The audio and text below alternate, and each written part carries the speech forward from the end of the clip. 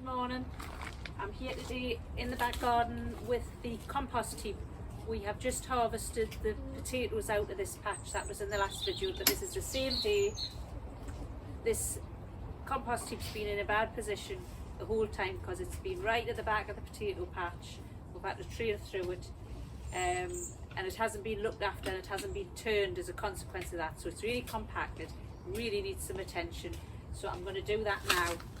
The little door at the front's worse than useless, so I'm just going to tip the whole thing out and give it a good mix and put it back in, and we'll see how it's coming along.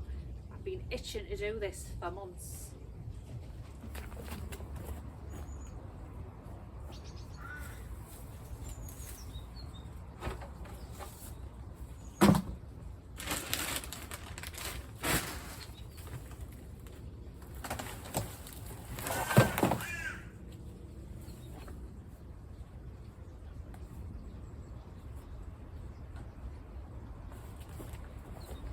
Alright, that's what's in the compost at the bottom. That's looking pretty good actually. Once I break all that up, give it a good stir, I think it'll be almost there. I've been really excited about this compost because it's the first time that I've composted using the chicken manure, because we only got the chickens back in the end of March. So I'm really excited to see how this mixes up and goes along.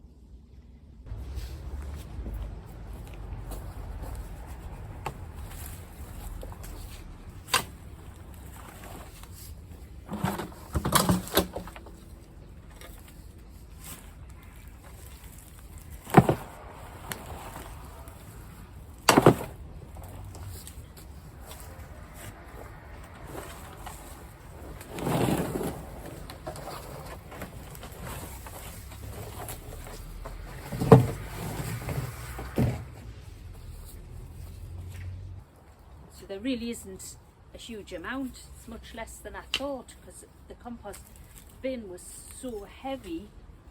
I thought it was going to be a lot more. It's actually very wet, probably a bit wetter than it should be.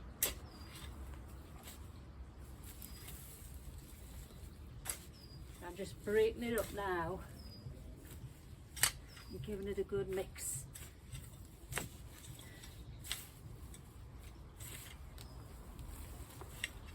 See, there's bits of sawdust in there that I've put in to counteract all the hen manure.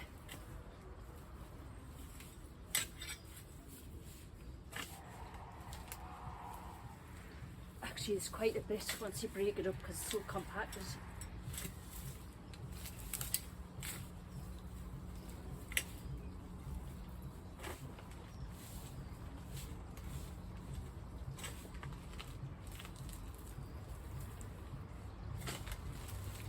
Yeah, now look at that. This is, we shouldn't have put this in. This was lazy compost management. These were reeds from the pond that we had just shoved in there when we were clearing out some of the overgrown stuff in the pond. And they haven't composted down properly.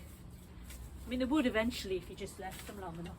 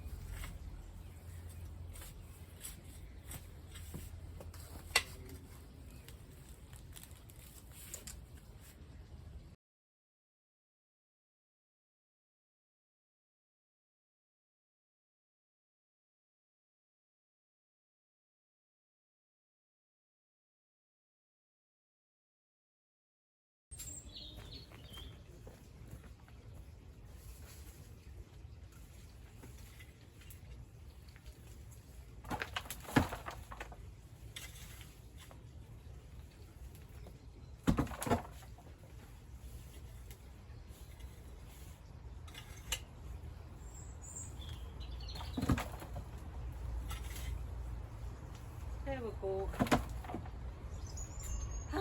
Hard work though, digging out the compost, it's a good workout.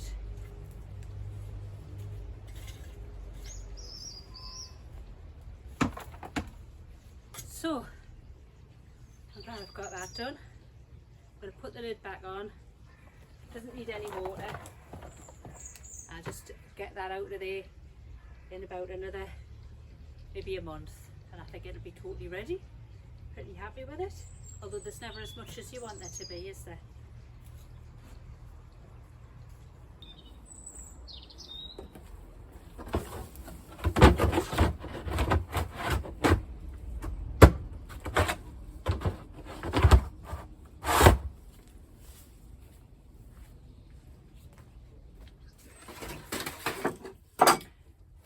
Please excuse the mess in my greenhouse. It's so bad, it's unbelievable. I've got to get round to tidying it.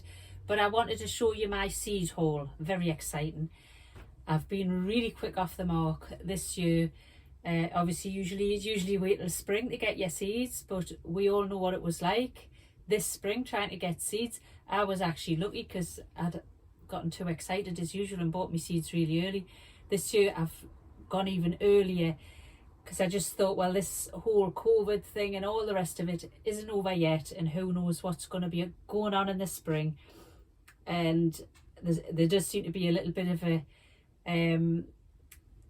onion set shortage at the minute. So I've ordered all my seeds and they've all come, and so I just thought I'd give you a little show and tell of what they are. So I got them all from Marshall's.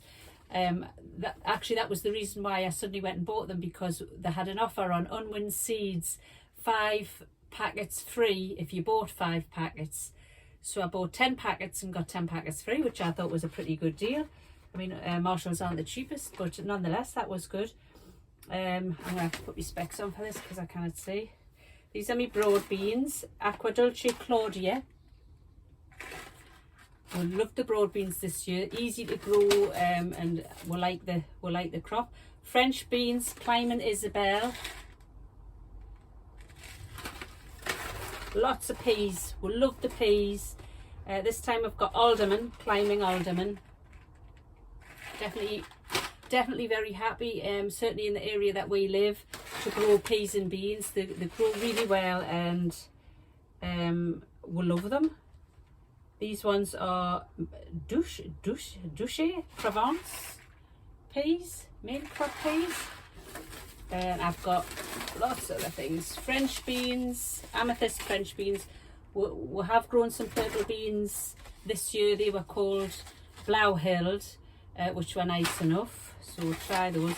These I'm quite interested in growing. And edamame beans, it's soybean.